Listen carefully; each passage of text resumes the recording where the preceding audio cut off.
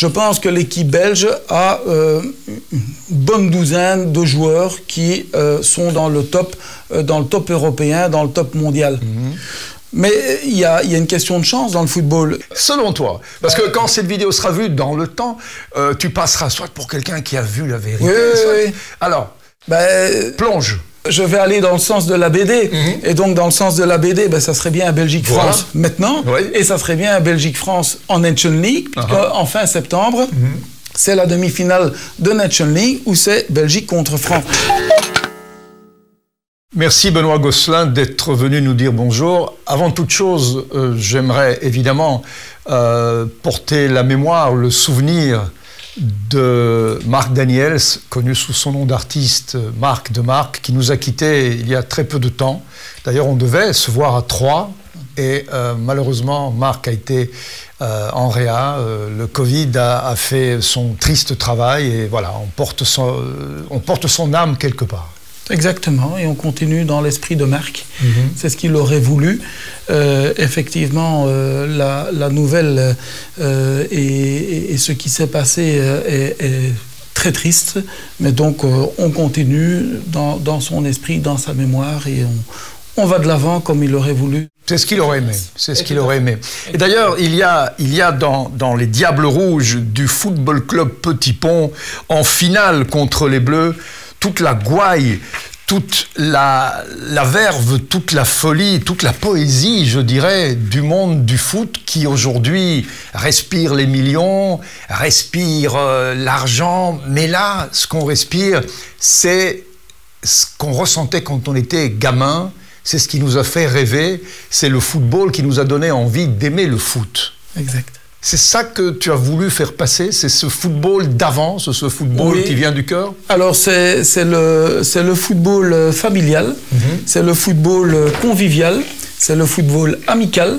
Donc c'est le football où on se retrouve entre potes, on se retrouve entre amis, on se fait une chouette partie de foot dans des conditions qui sont parfois difficiles, mais à l'arrivée, donc on a fait une chouette partie de foot, on refait le monte dans le vestiaire, on refait le monte à la buvette, et puis on prépare déjà le prochain match, et donc c'est ce football-là, c'est le football, on va jouer dans un patelin, on ne sait pas très bien sur quel terrain on va tomber, puis le terrain est en pente, et puis on n'a pas les bons stats, etc. Et puis on va voir dans les vestiaires, et dans les vestiaires, il n'y a pas d'eau chaude. Voilà, en fait, c'est le football que tout le monde a connu, même les grands joueurs d'aujourd'hui, que ce soit les De Bruyne, que ce soit les compagnies, tous les joueurs ont démarré un jour dans un petit club, tous les joueurs ont joué un jour devant leurs frères, leurs sœurs, leur famille, tous les joueurs ont connu un petit peu, évidemment, beaucoup moins longtemps que la plupart des autres, mais cette âme, elle vient de là, et c'est ce qui leur donne peut-être en effet aussi après ce bonheur de jouer au-delà de l'argent, c'est cette passion. Alors tu nous dis, Benoît Gosselin, toi qui es le scénariste, tu nous dis que toutes les histoires, tout ce qui est dans la BD, c'est vrai, c'est arrivé. Alors il y a des trucs quand même qui sont assez limites, quoi. Si tout est arrivé, on peut quand même se demander s'il n'y a pas justement des limites à instaurer. Alors, tout ce qui est dans la BD était inspiré par des histoires vécues. Des histoires vécues à tous les niveaux. Mais parle-nous par exemple des boules. Les boules chaudes et les boules froides. Parce que ça, c'est très, très, très intéressant. Tout le monde a vu à la télé le tirage de la Coupe du Monde, de l'Euro, où on va chercher des boules. Alors, explique-nous cette affaire, parce que ça remet beaucoup de choses en question. C'est à certains moments, je ne sais plus quelle année, à quelle année a eu lieu ce tirage-là, mais on s'est toujours demandé, tiens, est-ce qu'à certains moments, il y avait moyen de trafiquer des boules de tirage au sort? Donc, il semblerait que ce soit Maradona qui ait raconté cette anecdote-là, mais qui s'est avérée tout à fait véridique. Donc, à savoir qu'il fallait impérativement qu'il y ait un tirage qui se fasse sur une certaine, avec un certain résultat, et pour que la personne responsable du tirage tire la boule, on avait simplement mis la boule au frigo, et donc on a été chercher, on a mis les boules, puisque donc ça arrive dans un bocal, la personne touille, donc pas de problème, et elle doit tirer la boule qui est froide. fallait l'imaginer. Mais il fallait des complices aussi. Il fallait donc la complicité de celui qui tire, il faut la complicité de l'organisation. Tout à fait. Et il savait qu'il devait tirer cette boule-là, etc. Il y avait d'autres impératifs, parce que, bon, ça c'est l'anecdote comme elle s'est passée, mais il y avait d'autres impératifs, parce qu'il fallait que ce tirage se fasse comme ça, parce que il y avait d'autres contraintes, des contraintes politiques ou d'autres, etc. Et donc, il fallait que ce tirage se fasse comme ça. Et donc, ça s'est passé comme ça. La personne qui a fait le tirage s'est d'ailleurs excusée après. Et voilà. Bon, après, on l'a tout à fait transposé dans la BD. C'est différent. C'est différent. Et ici, dans la BD, il n'y a pas de bol, ben, il y a le frigo qui tombe en panne. Et dans le tirage, ben, il se fait d'une manière tout à fait normale, puisque le frigo est tombé en panne. Mais dis-moi, Benoît, tu as mis aussi dans cette BD, en tant que scénariste, tous les coups tordus qu'on fait à une équipe pour qu'elle soit pas tout à fait en forme. On crève les joueurs, on les envoie dans des nightclubs, on les fait dormir dans des conditions... Ça me fait penser aussi qu'on a dit que certains matchs perdus, par exemple par Anderlecht à Madrid, on leur avait donné à manger de la bouffe avec des somnifères. Est-ce que vraiment on peut imaginer que toutes ces choses se soient passées? Parce que ça n'en reste pas... Enfin, c'était drôle, mais quand même. Alors, moi, j'ai de nouveau pris des histoires vécues, mais des histoires vécues tout à fait véridiques et vérifiées.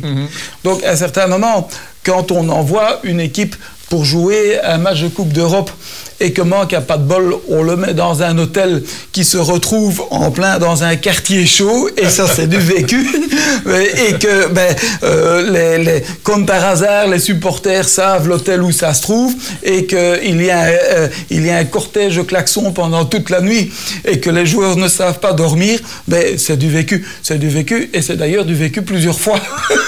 Et donc combien de fois, quand il faut loger un adversaire, on se dit, bah, tiens, tout compte fait, on va peut-être le mettre là, ou dans tel ou tel quartier. Et voilà. Après, sur l'alimentation, etc., ça, je n'ai pas de vérification là-dessus, mais sur les hôtels et la manière dont on invite les équipes à partager tel ou tel hôtel, là, il est clair que les choix se font d'une manière délibérée. Mais dans la BD, cet esprit amical est quand même pas très sportif. On essaye par tous les moyens. D'abord, on voit que les politiciens essayent d'attirer le foot à eux pour leurs propres intérêts. Est-ce que c'est encore le cas parce qu'il y a des milliers de clubs amateurs. Est-ce que ça sert à ça? Est-ce que c'est le terreau des voix dans les communes, dans les petites villes? Moi, je connais... Alors, tu es échevin des sports, donc moi, quelque part, tu en sais un petit peu plus. Tu es échevin des sports à Jette, tu es joueur de foot depuis très longtemps. On s'est croisés d'ailleurs sur les terrains. Exact. Est-ce que encore aujourd'hui, on essaye d'utiliser le football de papa à des fins électorales? De nouveau, c'est des anecdotes vérifiées qui existent encore aujourd'hui. Je pense que le président d'un parti qui se trouve dans la majorité fédérale est en même temps président d'un club qui joue en division 3. Et donc, je pense que cette personne est tout à fait identifiable. Et si elle a pris la présidence de ce club, c'est que quelque part, il y a toujours un intérêt entre le monde politique, entre le monde sportif, etc. Je me rappelle d'un ex-collègue échevin des sports qui avait tiré la boutade par rapport à la finale de Roland-Garros où il y avait Hénin contre Clijsters, et il avait dit, bah, tiens, c'est le TGV qui perd. Pourquoi? Parce que tout le gouvernement y va. Et donc, à un certain moment, il faut être dans les loges, etc. Mais donc, encore aujourd'hui, donc pas plus tard que l'année passée, il y a le président d'un grand parti qui a pris la présidence d'un club dans la région de Charleroi. Voilà, au moins on répond clairement, parce que si la BD en effet est remplie de choses truculentes, il n'en reste pas moins qu'elle dit des vérités qui sont des vérités de terrain, justement. Alors parlons justement du foot amateur et pro. On est en plein dans la Coupe du Monde. Cette vidéo va aller au-delà de la Coupe du Monde, donc à l'instant où on se parle, tu connais pas le vainqueur. Admettons que tous ceux qui regarderont la vidéo plus tard se disent, tiens, il était voyant aussi, Benoît Gosselin. Qui tu vois dans le dernier carré? Et à la limite, est-ce que tu vois la Belgique gagnante? Si la Belgique a gagné, ben voilà, cette vidéo sera quelque part prémonitoire. Est-ce que tu vois la Belgique tout au bout? Je pense que l'équipe belge a une bonne douzaine de joueurs qui sont dans le top européen, dans le top mondial. Mais il y a une question de chance dans le football, il y a une question de forme. Je pense aussi que l'équipe n'a pas non plus 26 joueurs dans le top mondial. Et donc, à un certain moment, quand il faut commencer à faire des rotations, etc., il n'y a rien à faire. Le niveau de jeu s'en ressent. Bon, donc, mais vas-y quand même, ne tourne pas trop autour du ballon. Selon toi, parce que quand cette vidéo sera vue dans le temps, tu passeras soit pour quelqu'un qui a vu la vérité. Oui. Alors, plonge. Le parcours n'est pas facile. Portugal, Italie, France. Mais alors, si on arrive contre la France, là, on croise ta BD, hein, en finale contre les Bleus. C'est pour ça que je voulais te donner là. Je vais aller dans le sens de la BD. Et donc, dans le sens de la BD, ça serait bien Belgique-France maintenant. Et ça serait bien Belgique-France en Nations League, en fin septembre. C'est la demi-finale de Nations League où c'est Belgique contre France. Donc, je vais le souhaiter en tout cas. Et intrinsèquement, sur la valeur des joueurs belges, il devrait pouvoir y arriver. N'empêche, s'il passe ces différents caps, et comme l'a dit Martinez, si tu veux être champion, tu dois pouvoir gagner contre tout le monde. Et à n'importe quel moment. Et à n'importe quel moment. Donc, en tout cas, c'est ce que je leur souhaite. Et ça va dans le sens de la BD. Voilà. Exactement, c'est pour ça. En finale, contre les Bleus, d'une façon ou d'une autre, il va falloir les punir. Et d'ailleurs, ils sont punis dans la BD. Bon, ici, c'est les Bleus du Racing Roquefort. Voilà. Avec Monsieur Griezmann et pas Griezmann. Non, voilà. Et donc, avec MKP et pas Mbappé, etc. Donc, on retrouve, après, dans la BD, il y a aussi toute une série d'artistes qui sont caricaturés, etc. Et qui se retrouvent donc à être dans cette équipe du Racing Roquefort. Évidemment, là-dedans, mais c'est le fond de la BD. Il y a de l'imbroglio, il y a des mésaventures, il y a un petit peu de tout. On aurait aimé être là, ça c'est sûr. On aurait aimé être une petite mouche dans les vestiaires, dans les hôtels, sur le terrain. C'est très très drôle et je conseille évidemment à tous ceux qui nous regardent de lire cette BD et qui est publiée aux éditions Maupassant. Et encore une fois, Benoît Gosselin, je te remercie d'être venu et encore nos pensées vont vers Marc Daniels, Marc qui était un artiste extraordinaire et qui quelque part doit certainement encore regarder du foot et peut-être même nous regarder et nous faire un petit clin d'œil. Un grand merci à vous et je suis sûr que Marc d'en haut nous regarde et il a le sourire. Merci Benoît. Merci.